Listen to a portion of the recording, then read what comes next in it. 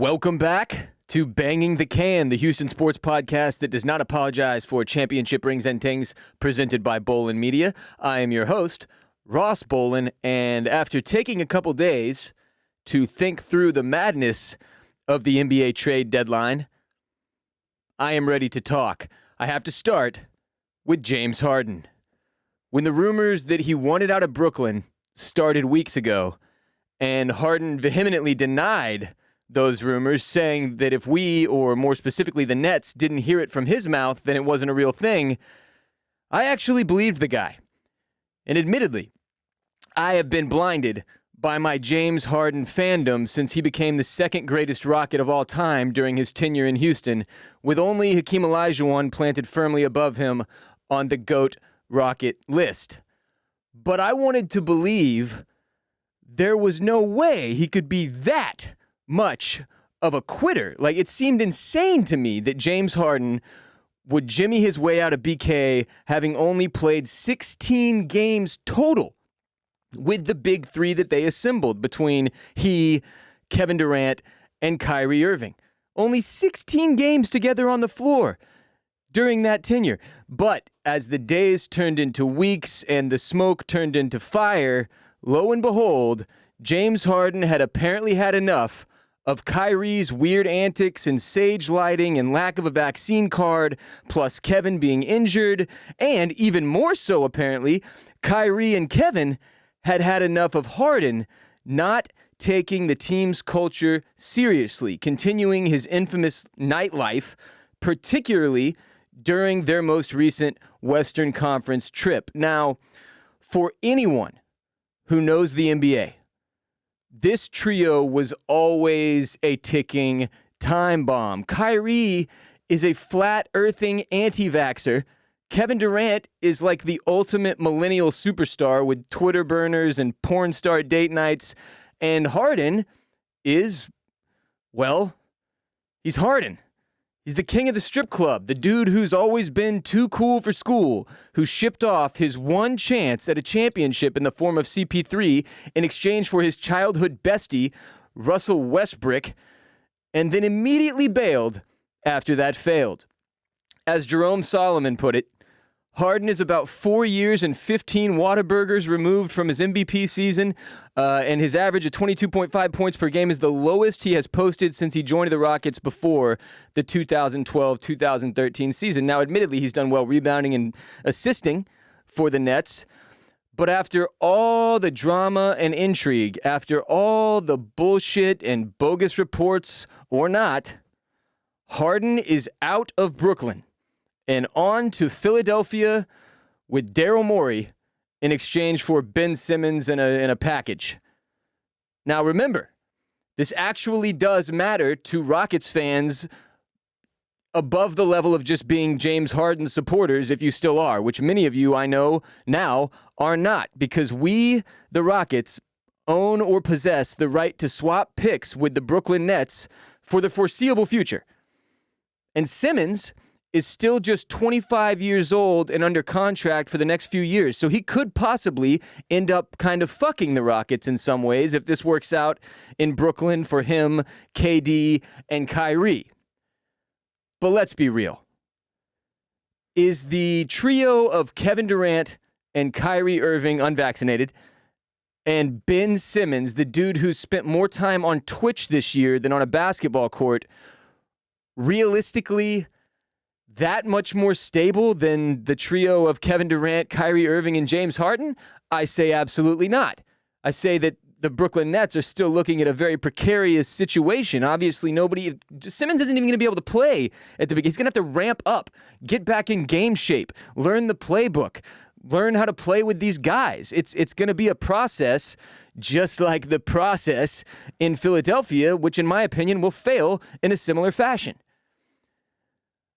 But as far as the 76ers go and the team that Daryl Morey has assembled in Philly, first of all, admittedly, still a huge Daryl Morey fan. Regardless of what you think of James Harden, you cannot deny that Daryl Morey's tenure as general manager of the Houston Rockets was the most enjoyable, at least in my lifetime, and I'm 34 years old, not counting the championship years when I was, 7 or 8, and many of you listening weren't even alive yet. I mean, we never missed the playoffs. We never had to do a full rebuild. He always found a way to keep it exciting. We were always slipping into the 8th seed, even when we didn't have really a playoff caliber team. I mean, it was always fun.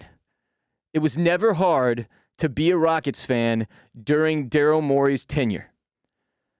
So I'm rooting for what they've got going in Philly. And I think between Joel Embiid and James Harden, that could be the most terrifying duo in the NBA. But that's completely dependent on how seriously James Harden takes his job. And it seems like it's been a while since he took it seriously enough to even come close to contending for a championship. Joel Embiid is not that forgiving of a guy, goofy as he may be. This is like his best season, if not one of his best seasons as a professional NBA player. The dude is dominant. That is his team, his city. And James Harden has not done well when he felt like he was playing second fiddle to someone else. The only time that really panned out was when Harden could carry the team into the fourth quarter and then CP3 could close down the stretch when they were on the Rockets. It obviously didn't pan out in Brooklyn. And Joel Embiid is also probably the funniest player in the NBA, probably the biggest troll in the NBA. I mean, you saw the tweet he put up the second that they traded Ben Simmons, and his comments and remarks about how he just liked that guy's, swagger and suit, and that's why he put the picture up. He knew damn well what that meme meant. But yeah, I mean, I don't know. Philly, also a very questionable situation. I know Daryl Morey has faith in James Harden. I know he thinks that he and Doc Rivers can put Harden in a position to be the best he can be and get him back into shape. And I don't think they have Whataburger in Philly, to my knowledge, so that'll be good. But still, at this point, like I used to feel bad for James. I thought he got a bad rap, especially with the media, especially when he was in Houston, right? He was always called the least fun player in the league to watch. Everybody hated on the Rockets' playing style, his one-on-one isolation way that he liked to attack the game, the fouls that he drew, how many free throws he shot. It was just non-stop bitching from the national media the whole time that he was absolutely dominant. And in my opinion, the best basketball player in the world for a couple years there as a Houston Rocket. And the second he went to Brooklyn, that narrative started to shift. And all the national media people were like, look how good James Harden is. He's such a good passer, as if he didn't average like 8-9 assists a season as a Rocket. Oh, look how great he is at basketball now, just because he's in a different jersey. And I used to feel bad. I was like, damn, people got to stop shitting on my boy. He was my favorite player ever as an adult.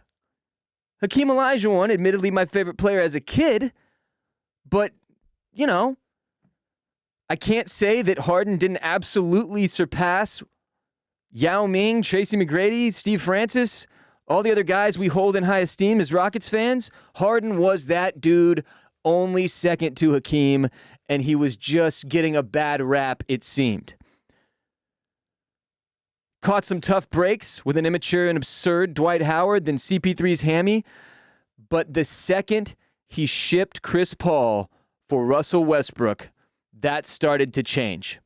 And now, who can defend this man in their right mind? Unless you are an absolute James Harden stan, what can you say? What can you say in his defense? After weaseling his way out of another city, another team, letting down another fan base and franchise, and completely severing his relationship with Kevin Durant, which was already apparently, even before he got to Brooklyn, not in a great spot, where these guys hadn't talked for like a couple years or something. And it didn't work out. He couldn't put the team and the game and his responsibilities as a premier player in the NBA above his own personal wants, needs, desires, ego, etc. And it sucks, man. It really sucks. I don't like being on this side of the James Harden fandom. I don't like having to talk negatively about the guy that gave us so many exciting games and seasons and playoff runs in a Rockets jersey. But he is firmly positioning himself amongst the all-time worst and most easily hateable prima donnas in the history of the NBA in the social media era. And it is sad. Big tree, fall hard. And my, how the mighty have fallen. I don't know what Harden's career will look like when it's all said and done. I don't know if he'll ever get a ring, but I do know that he has given us all the evidence we need to think that he is a quitter, that he is a James first guy. And until he proves otherwise, what can you say? It stinks. Now, in terms of Daryl Morey, I'm rooting for them. Because of Daryl, mostly. I am rooting for James and Morey. I want it to work for Philly. They endured this, doing air quotes here if you're not watching, process in Philadelphia for how many seasons? Joel Embiid has been sitting there crushing it while he's got to deal with this Ben Simmons drama and his refusal to play. And now he has, you saw what Harden was able to do with Clint Capella. Have you checked what Clint is being paid now? The pick and roll with these two is going to be insane. There are no holes in Joel Embiid's offensive game, and Harden is inarguably one of the greatest offensive players to ever touch a basketball when he cares and when he's in shape and when he's motivated. And that's where I believe Doc Rivers and Daryl Morey will be much better off than was Steve Nash, the Brooklyn Nets, with a hurt Kevin Durant and a Kyrie Irving that could only play in road games because he refuses to get jabbed. And we'll have to see what happens there. But man, I'm rooting for. I want to see what happens. Look, the Rockets are not in contention. We're not going to be in the playoffs. We are tanking. We're looking for draft picks. We're looking to the future. So for now, I didn't feel like Brooklyn was my de facto playoff team I could root for. I can't stand Kyrie Irving. I can't stand that trio was just so toxic. But with Joel Embiid and James Harden together on the floor and Daryl Morey running the operation and Doc Rivers as the coach, now that's something that I can get behind. And at the very least bet on, right? Speaking of which, today's episode is brought to you by MyBookie. This Sunday is among the best Sundays of the year. The big game between the Rams and Bengals is finally happening. And if you're a sports bettor looking for a place to throw down, or maybe you've never really bet on sports but want some action on the big game, our sports betting sponsor, MyBookie, has you covered. When you hit MyBookie.ag today and use the code RBP, you will unlock a 100% deposit bonus up to $1,000, meaning if you deposit $100, MyBookie will match that with another $100, so you'll have $200 to play with. Stipulations apply. The LA Rams are currently favored by 4.5 as I speak, so whether you think the Rams will win by more than 4.5, or you think the Bengals will lose by less than 4.5 or win outright, the time is now to get your bets down and make sure you're locked in for the big game on Sunday. MyBookie is offering over 200 prop bets for the big game as well. There are 4 prop bets for the national anthem alone. You can bet on the coin flip, who will score the first touchdown, who will win MVP of the Super Bowl, all that good stuff. Plus shit you didn't even know that you could bet on. We are also approaching the NBA All-Star break.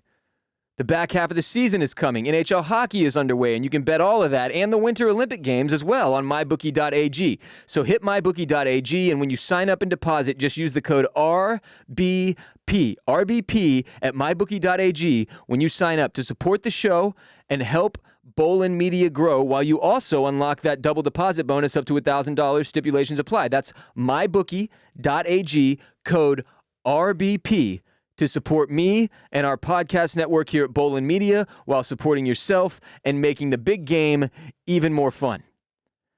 Speaking of the approaching NBA All-Star break, did you catch the footage of Kevin Durant and LeBron James drafting their teams, where Durant, in the ultimate spite move, passed over James Harden and forced LeBron to pick him last, dead last?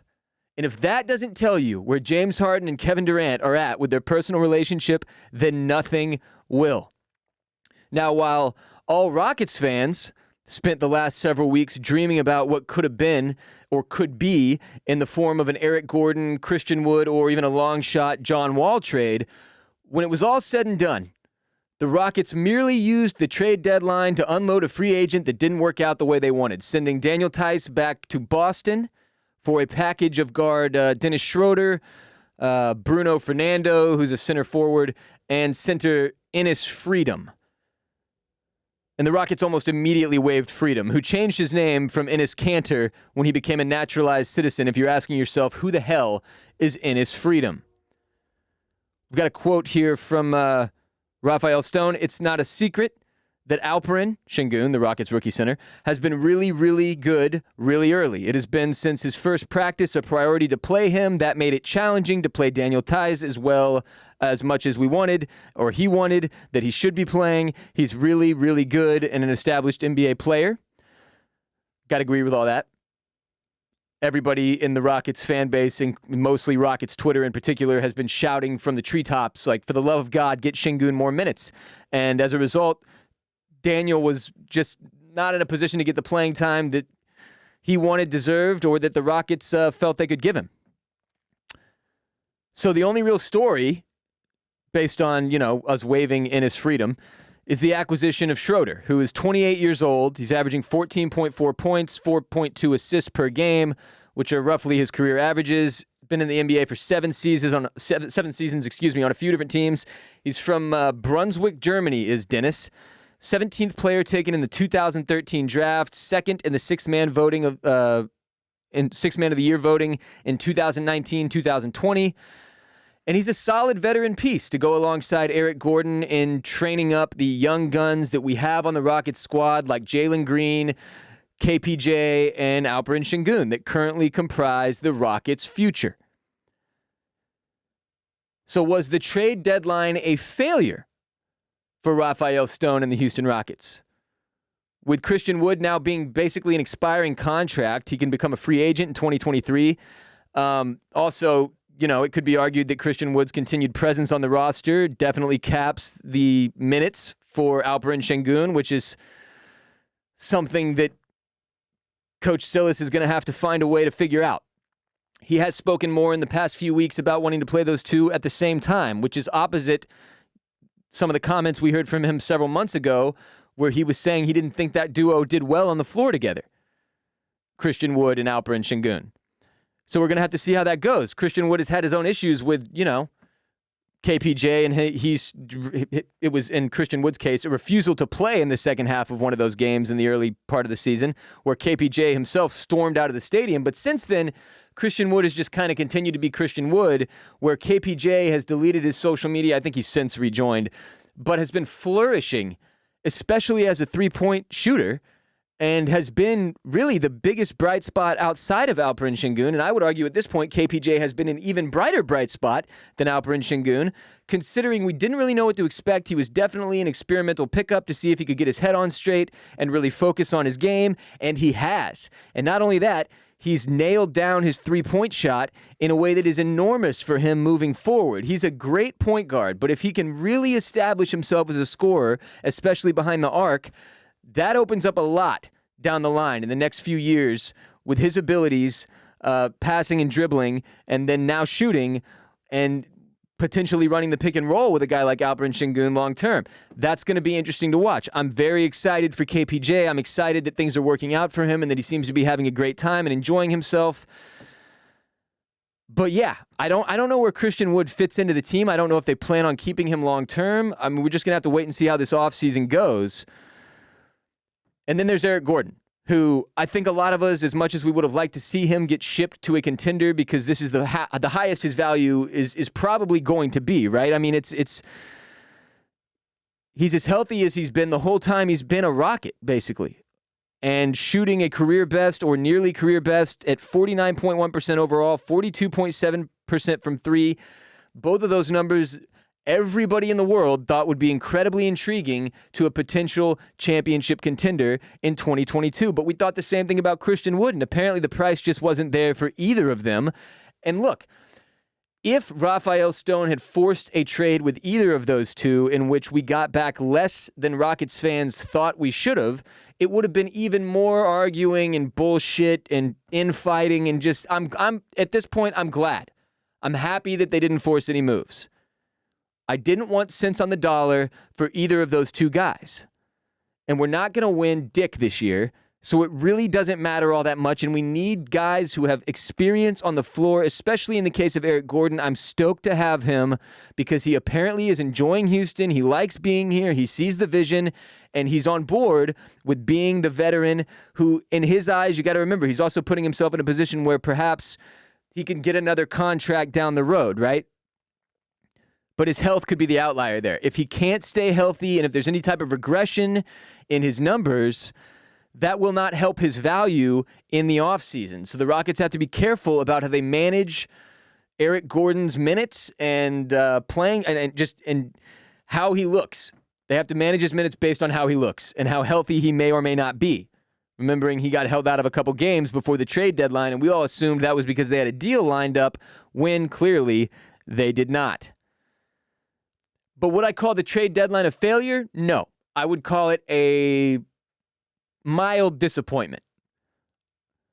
We knew it was going to be very difficult to move John Wall. The Lakers, as much of a clusterfuck as they are, were not willing to part with their 2027 draft pick that it would have taken in a package with Russell Westbrook to get John Wall into LA and Russell Westbrook back in a Rockets uniform, which frankly, I don't think any of us were looking forward to, even if it was a situation where they could have gotten rid of John Wall, brought in Westbrook, and then packaged Westbrook with other people to move to another team.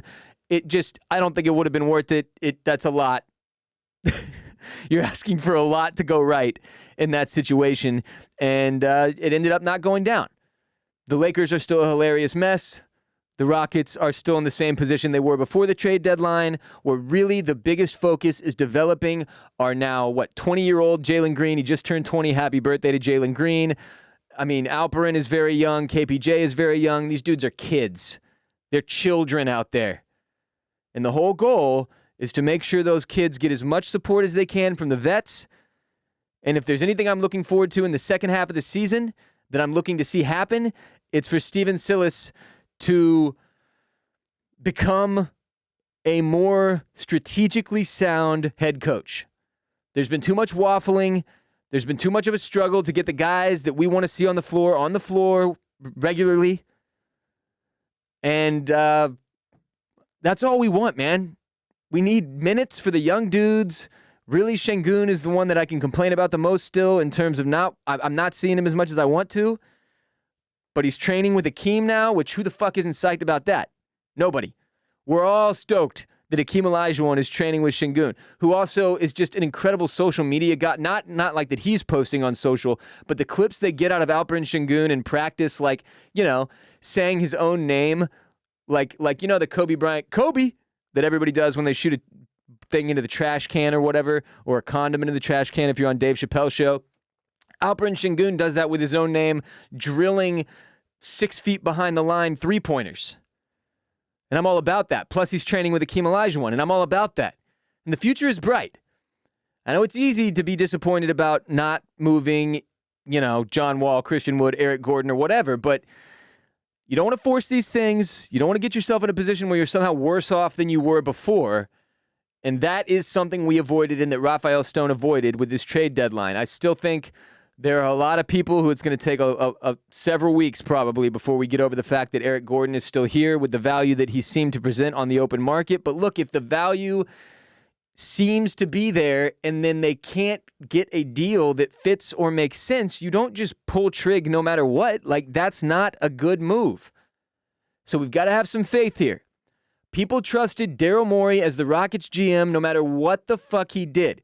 We praised everything. We supported him all the way. And yes, perhaps that was because he had proven himself to be worthy of that support.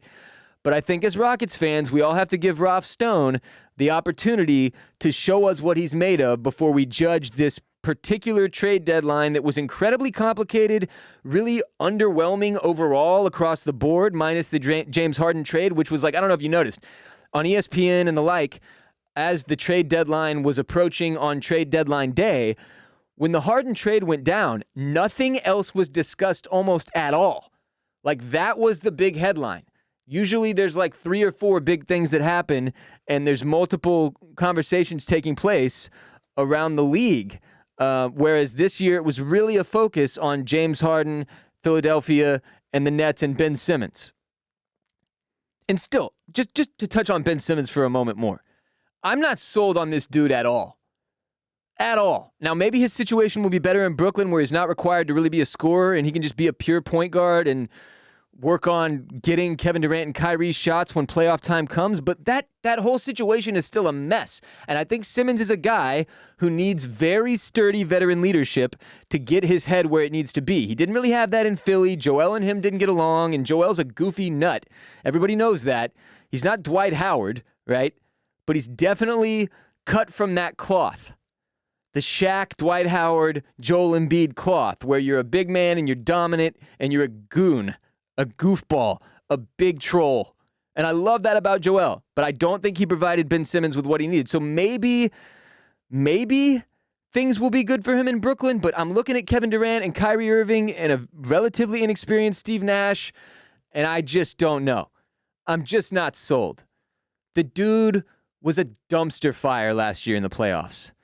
Who is to say that even when he is back in game shape after they get him ramped up, that things are going to go the way that the Brooklyn Nets want them to? I just don't know. So all in all, the biggest trade of the trade deadline in the NBA, James Harden going to Philly, Ben Simmons going to Brooklyn with a package. It's a coin flip for both teams.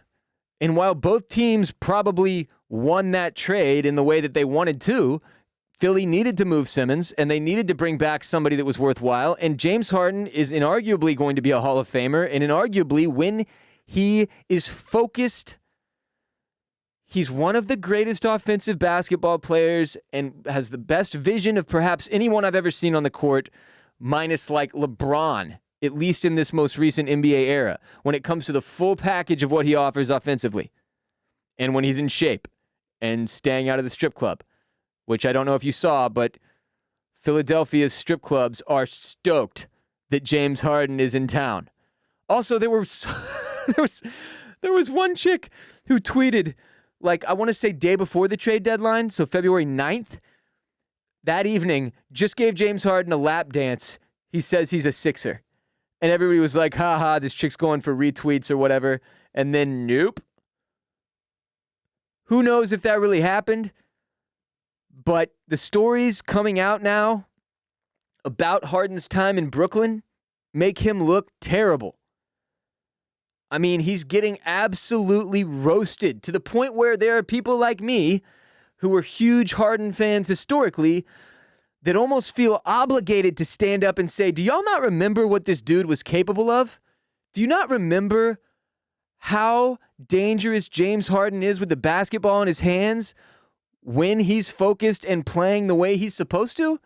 If Philly can harness that, and if they can get him back where he needs to be mentally, man, the Eastern Conference is in trouble. I mean, that duo could run that side of the league for the next few years if they can get their shit together, especially considering that their biggest competition is an often injured Kevin Durant, an always loony Kyrie Irving, and mainly a Twitch streamer in Ben Simmons. So we'll see what happens. Was it everything we thought it would be, the trade deadline? Absolutely not. Did we get enough to discuss? Oh my God, yes. And is it going to make the back half of the NBA season more interesting? Absolutely. Cannot wait to see how it plays out. This is the most dramatic league in sports. It always has been. It always will be. And the level of spite that these guys, this league is the spite league. Kevin Durant refusing to draft Harden with the next to last pick in the NBA All-Star game is the very definition of spite. So there are going to be fireworks come playoff time. And if the Brooklyn Nets and Philadelphia 76ers run into each other in the playoffs, hold on to your horses. It's going to be a fun one. You tell me that's not going to draw eyeballs. You tell me you're not going to watch every game of that series? Come on. We're all going to love it. And as Rockets fans, we're in a position where, guess what? For the first time in a long time, it won't be our drama that we have to focus on. We get to be the third-party, innocent bystander, unbiased enjoyer of the entertainment that the league will provide. So me, personally, kind of happy with what happened. Not so stoked on the Rockets and their lack of moves, but also not exactly upset and very excited to see what the NBA will bring in the second half of the season. Hit bolenmedia.com/shop today to grab yourself a Banging the Can dad cap or t-shirt and support the podcast on the streets of Houston. Bolenmedia.com/shop. That's BOLENMEDIA.com/shop, all lowercase the shop if you want to get straight to the shop. Follow us on social media at Banging the Can on TikTok, where we have over 15,000 followers already. Thank you to each and every one of you that has already followed. We're also on Instagram at Banging the Can, where we're not even at 1,000 followers. Fuck you, Mark Zuckerberg. And on Twitter at Banging the Can, where somehow we have more followers than we do on Instagram, which is absolutely hilarious to me if you're a social media person. TikTok is God. This is the only algorithm that matters now, baby. So follow us on TikTok at Banging the Can. Support our sponsor, MyBookie. Use that code RBP to unlock the double deposit bonus as a thank you for supporting the show, so you can have double the fun with the big game this weekend. Stipulations apply, and I'll be back soon with a Super Bowl recap episode to discuss everything that goes down in the big game, and we'll get an update on the MLB lockout and some of the situations revolving around the lockout, including the fact that players have not been tested for steroids in over 2 months now, which is not something I really realized and plays a lot into potentially the future of the league. So we'll discuss all that next week and more Rockets updates as well. Until then, I'm Ross Bolen. H-Town, stay down and keep your heads up.